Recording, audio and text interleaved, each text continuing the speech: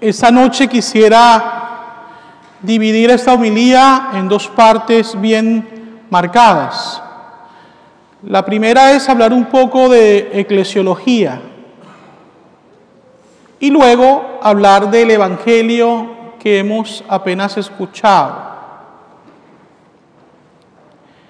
Si les pregunto a ustedes qué día es hoy, podrían haber al menos tres respuestas a esta pregunta. Primero, podrían decirme, hoy es domingo, y eso es correcto. Podrían decirme también, hoy es 7 de octubre del año 2018, y eso también es correcto. Pero también podrían decirme, hoy es el día en el cual la iglesia celebra a Nuestra Señora del Rosario, y eso también es correcto.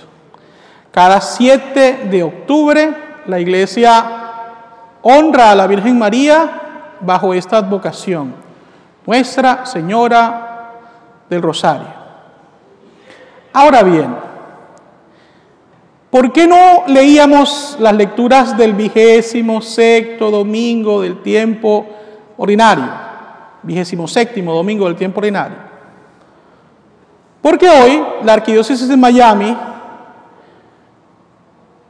por mandato del arzobispo Wesky, gracias a un indulto que él dio, ha decidido celebrar Nuestra Señora del Rosario y no el 27º domingo del tiempo ordinario.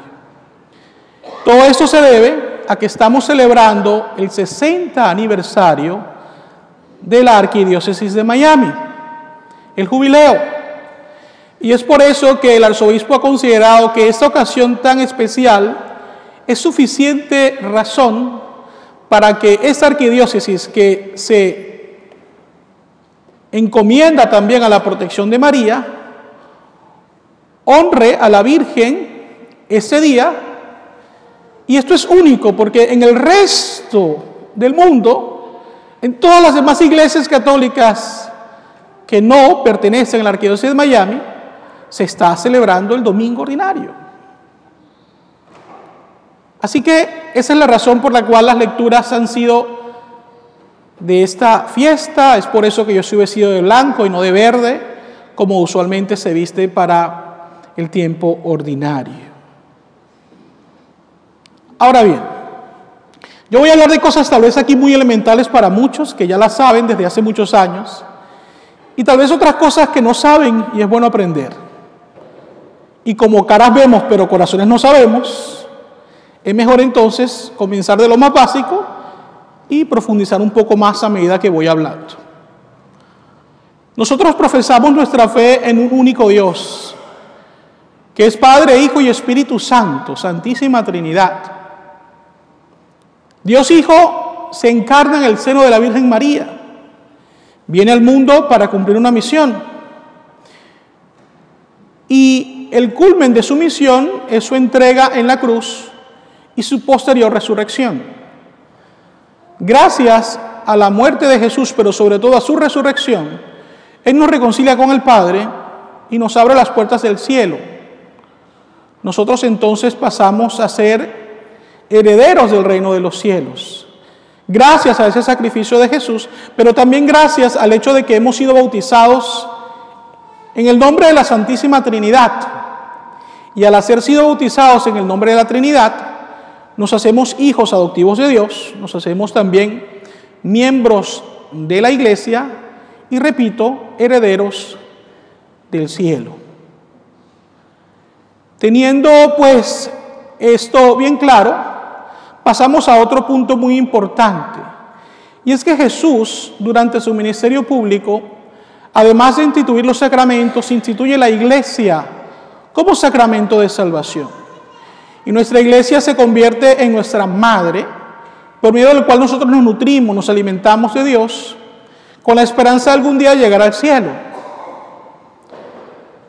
Ahora bien, Jesús deja como signo visible de esta iglesia a Pedro, la roca, el primer papa.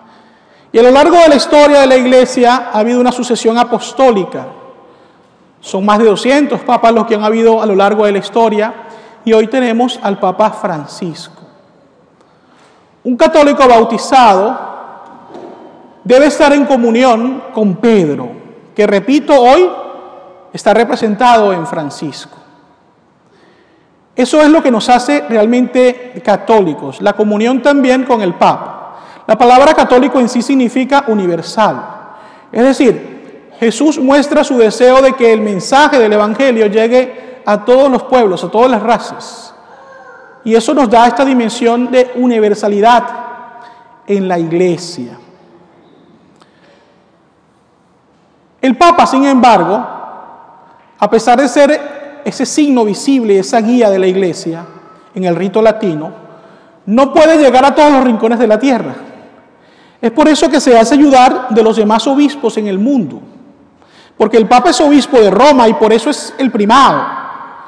Pero los demás obispos en el mundo ayudan al Papa a cumplir esta obligación de pastorear el rebaño.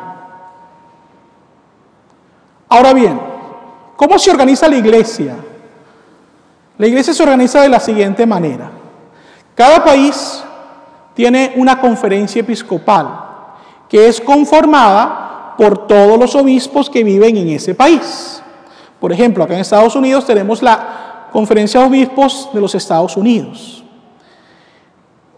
Cada país se divide en diócesis o arquidiócesis, que son porciones de tierra en la cual hay un grupo de fieles al cual ese obispo, ayudado por sus sacerdotes, religiosas y laicos, deben servir.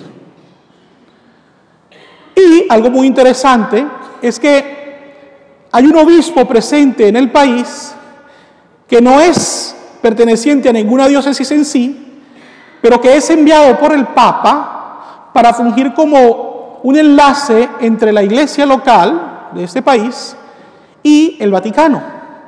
Y a ese obispo se le da el nombre de nuncio apostólico. Es como el representante pastoral y espiritual del Papa en los Estados Unidos.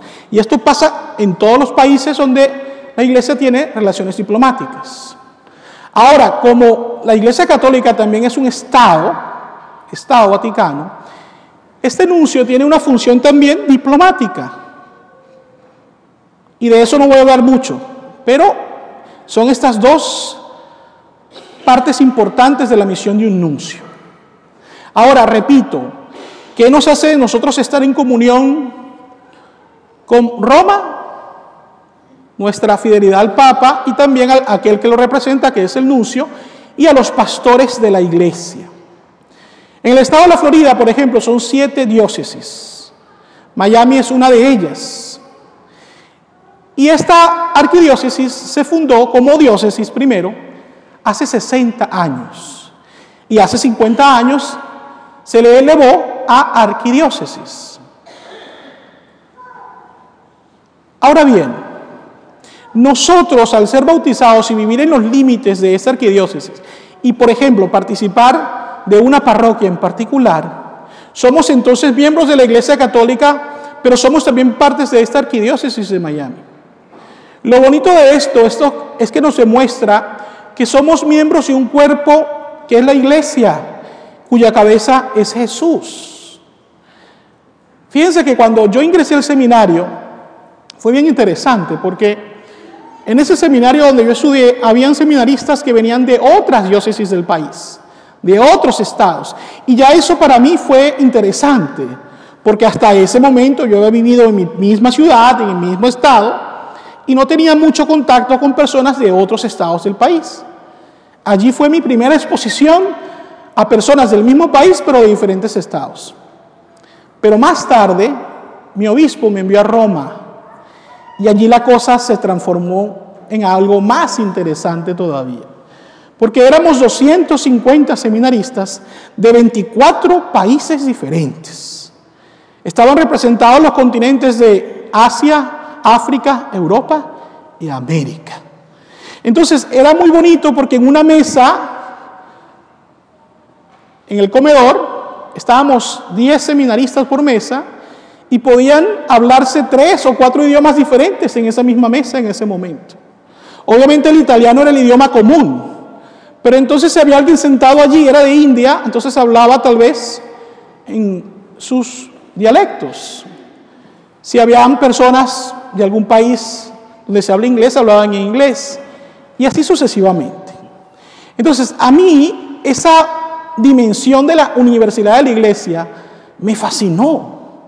Y yo creo que en cierta manera se vive aquí en Miami, en el sur de la Florida, porque este es uno de los estados que tiene más presencia de diferentes países. Entonces, ¿qué sucede cuando esto ocurre? Bueno, uno se mezcla, podríamos decir, aprende de las demás culturas, valora su propia cultura y generalmente existe un crecimiento muy bonito para el bien de todos. Esto es lo que nosotros debemos dar gracias a Dios por ser católicos. Porque no es solamente cuestión de venir aquí a St. Brendan. Es cuestión de que nosotros al hacerlo estamos conformando este cuerpo místico de Cristo. Yo no sé quiénes de ustedes han ido a Roma o quiénes tienen el deseo de ir a Roma. Esto me hace recordar el chiste muy breve de una persona que decía: me está dando deseos de volver a Roma. Y una persona le dijo: pero es que ya tú has ido. Y dice: no, pero el año pasado también me dieron deseos. Pero en realidad, esto es una experiencia muy linda. Es decir, si algún día tienen la ocasión de participar en una audiencia del Papa o en una misa, van a darse cuenta de esta dimensión de la cual les estoy hablando.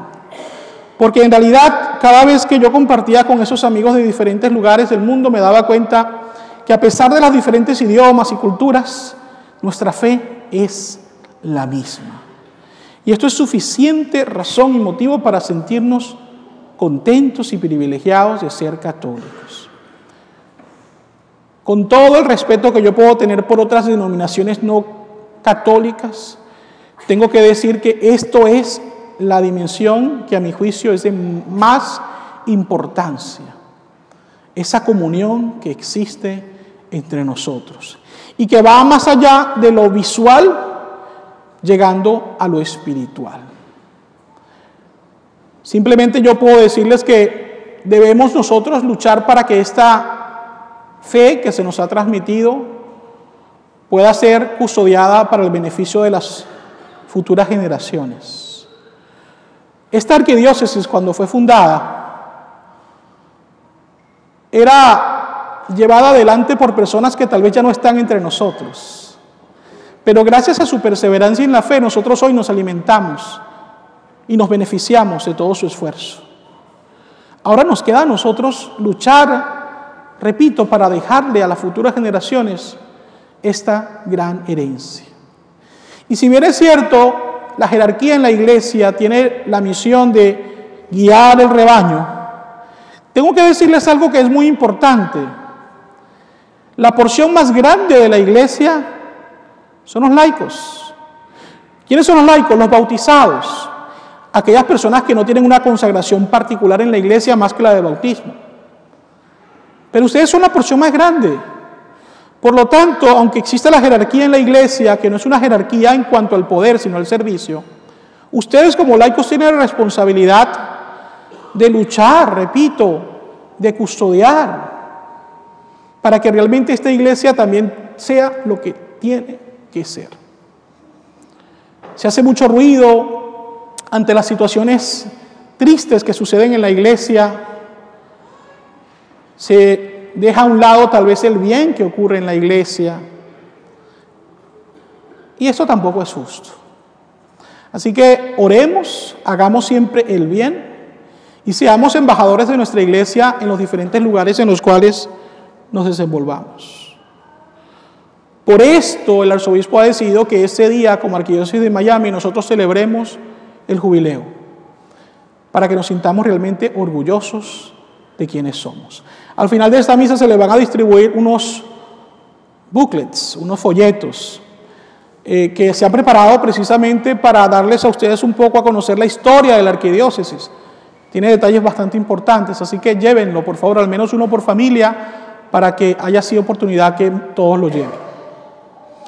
Ahora bien, voy a pasar brevemente al Evangelio, porque es un evangelio especial. Yo solamente voy a enfocarme en una idea, y es la siguiente. El evangelio que se leyó es la Anunciación. El arcángel Gabriel llega a María en Nazaret y le dice: tú vas a ser la madre del Mesías. Pudiéramos pensar erróneamente que ahí comienza la misión de María, pero realmente no es así. La misión de María comenzó desde mucho antes. Ella fue predestinada por Dios para ser la madre de Jesús. Fue conservada sin pecado original por este mismo motivo, en virtud de su maternidad divina. Pero además de que Dios la elige y la predestina y la conserva, hay que resaltar la misión que cumplen sus padres, Joaquín y Ana. Hombre y mujer devotos de Dios, consagrados a Dios, que reciben a su hija con gran alegría y que la enseñan a amar a Dios, a sentir temor de Dios, y la enseñan especialmente a servir a Dios. Esa respuesta que María le da al ángel, donde dice: he aquí la esclava del Señor, hágase en mí según su palabra. María no la venía ensayando desde antes. Fue algo espontáneo en ella. A esto la habían llevado sus padres, quienes como buenos judíos le habían enseñado a escuchar la voz de Dios. Y yo quiero resaltar este punto porque fíjense que en realidad es triste cuando nos damos cuenta que en la actualidad hay muchos padres que se ven realmente sobrepasados en sus capacidades, superados en sus capacidades para ser buenos padres. Entonces están constantemente abrumados y ante esta situación parece ser que quieren renunciar a la misión que Dios les ha encomendado. Entonces mejor vamos a dejar que estos hijos nuestros hagan lo que les dé la gana, porque aquí al fin y al cabo eso es lo que ellos quieren. Y ese es el peor error que un padre o una madre puede cometer. Hace unos días atrás, yo escuchaba a unos hermanos de Emaús que reunidos analizaban este punto. Es importante que los hombres asuman la responsabilidad de ser guías espirituales en sus familias, no solamente ser proveedores de las necesidades materiales de su familia. Yo sé que hay que trabajar, yo sé que las horas de trabajo son largas, las preocupaciones son muchas, pero un padre no puede poner a un lado la misión de ser guía espiritual por simplemente un proveedor. Hoy se cumple un año del fallecimiento de mi papá. Hace un año yo estaba en Venezuela, en una funeraria, junto a mi familia, despidiéndome de mi padre. Y quisiera terminar esta homilía diciendo solamente algo importante de mi padre. Yo soy enemigo de esto, enemigo de que todo muerto es bueno. Y esto lo digo siempre con mucho respeto. Pero pareciera que la persona que hizo el mal más grande en el mundo, solamente porque se muere, ¡ay, qué bueno era! Hay que tener cuidado. Yo creo que lo más lógico es ver a las personas con sus luces y sus sombras, con sus virtudes y sus defectos, con sus aciertos y sus desaciertos. Mi padre me enseñó muchas cosas con su buen ejemplo, pero también hubo otras cosas que me las enseñó por accidente. Es decir, me dijo: mira, esto que yo hice no lo hagas tú. Pero una de las cosas que mi padre me enseñó era realmente buscar la manera en su trabajo de compartir y tener tiempo conmigo. Él dedicó 38 años a ser policía de tránsito en mi país. Fueron muchas horas de llevar sol, de llevar agua, de tener que levantar accidentes en los cuales habían fallecidos y él tenía que orar frente a los cuerpos de los fallecidos antes de que llegaran las ambulancias. Imágenes que tal vez se le hicieron difícil de olvidar. No era un trabajo fácil, era un trabajo riesgoso. En más de una ocasión su vida estuvo en peligro. Pero fíjense que cuando él sentía que había la posibilidad de llevarme a su trabajo, él lo hacía. Me recuerdo muchísimo que en una ocasión mi madre por una temporada me enviaba todas las tardes en un taxi a la estación donde él estaba y yo le llevaba la cena. Y lo que más me gustaba de estar allí con él era ver el movimiento de la estación de policía, pero luego que él me regresaba a mi casa en una patrulla, no en la parte de atrás, no se asusten, en la parte del frente. El que lo ayudaba a él se iba a cenar a su casa y le decía, va y lleva a mi hijo a la casa. Y lo que me gustaba era que cuando la gente ve una patrulla en la calle, ¿qué hace? Se portan bien. Si va acelerado, le baja la velocidad y tratan de portarse bien. Pero repito, una de las cosas que mi padre hizo fue nunca dejar que yo me diera cuenta del peligro constante en el cual él vivía desempeñando su función. Y, repito, por más difícil que fuera, trató de balancear esa parte del trabajo con el tiempo en familia. He querido hablar un poco de su memoria porque considero que es importante, repito, que muchos de ustedes, padres y madres, consideren este punto tan importante de que en medio del día a día hay que hacer un esfuerzo para compartir tiempo de calidad con los hijos. Porque aquellos que los tienen bajo su regazo, la realidad es que dentro de 4, 5, 6, 8 años ya no van a estar allí. Y querrán devolver el tiempo atrás. Y eso no se podrá. Así que disfruten hoy de esta posibilidad de tenerlos, tomando el ejemplo de San Joaquín y Santa Ana, para que de esa forma, el día de mañana, sus hijos puedan responder espontáneamente a Dios cuando éste lo llame a su servicio. Así sea.